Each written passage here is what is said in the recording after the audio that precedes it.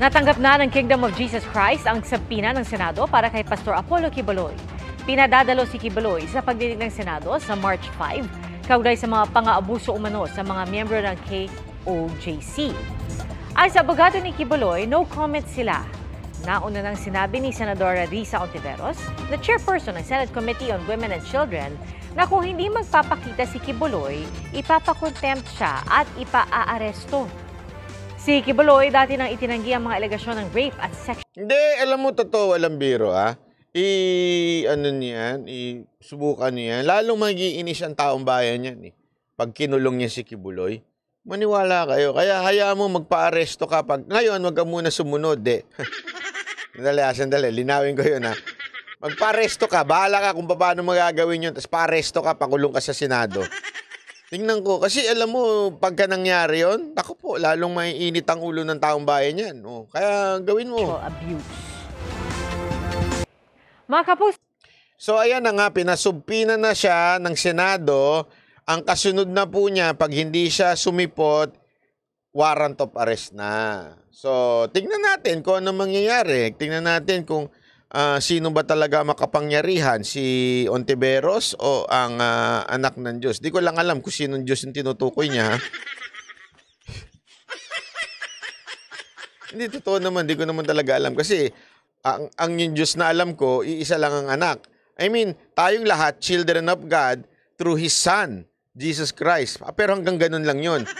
Okay? Wala nang appointed Son of God. Yun ang as far as I know. Kaya nga hindi ko alam kung sino yung Diyos na sinasabi niya. Magkakasubukan talaga sino makapangyarihang Diyos Yung Diyos ni Ontiveros o yung Diyos ni Quiboloy. Magkakaalaman tayo niyan, di ba? Kung sino talaga. Yun lang naman kasimple yun Di ba? So, let it be. Okay? Sabi nga ng Beatles, let it be, let it be, let it be, let it be. Words of wisdom, let it be. Dito.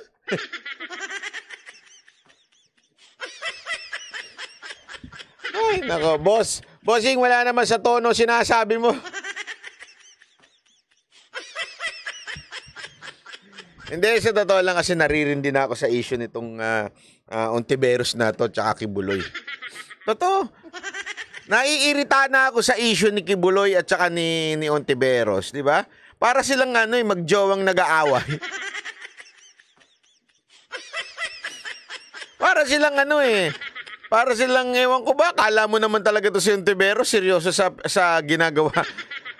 Hindi, kasi totoo lang, kung hindi naman siguro nakadikit itong si Quiboloy kay Pangulong Duterte, hindi naman yung pakikialaman Alam naman natin it's all politics. Alam natin na may problema kay Quiboloy in terms of, kasi isipin nyo yung issue na sinasabi nilang FBI, yan ang nila kasi nga may kaso sa FBI, kasi nga nang molestya yan, kasi nga nang abuso yan. Alam nyo ba na matagal na yan?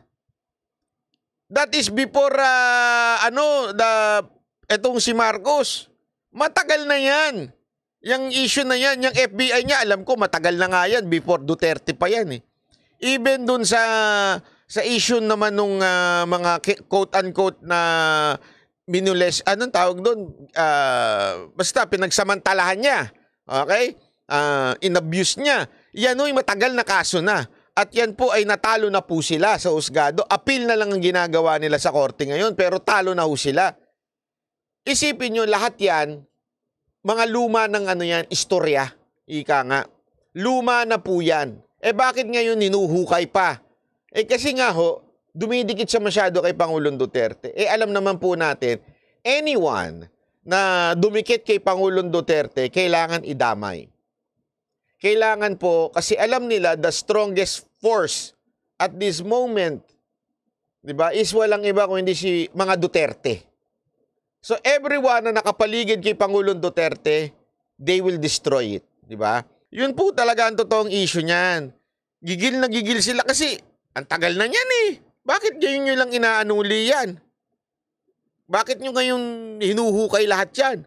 Kasi nga, nakalaban na ni Duterte ang Marcos administration. Yun ang totoo niyan. Kaya tuloy, ayan, pilit nilang dinadawit ang lahat ng kasama ni Pangulong Duterte. Kaya nga tingnan nyo,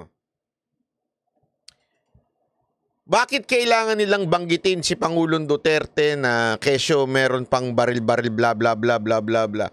'Di ba? Pati si BP Sara na nadawit na sa issue. Kasi nga they have to connect. They have to connect Kibuloy to the Duterte. Hindi kasi eto hindi ko kinakampihan si Kibuloy. Doon sa mga issue niya ng babae, abuso, mga empleyado inaabuso, yan ay personal na issue. Di ba? Personal yan eh. Problema niya yan. Dapat siya sumagot dyan. At sa tamang korte niya sagutin. Siya may problema dyan. Ngayon, ang tanong, bakit kailangan talagang idikit na naman? Di ba? Idikit na naman na kesyo si Pangulong Duterte, may bit-bit na baril kasama si BP Sara Duterte. Kasi nga, they must connect it. Kaya ako, medyo naririndi na ako kasi recycle na lang na naman yan eh. Recycle issue na lang yan eh. Hindi na ho yan na issue na bago. Hindi ko nga alam ba't pinag-uukulan pa natin ng pansin.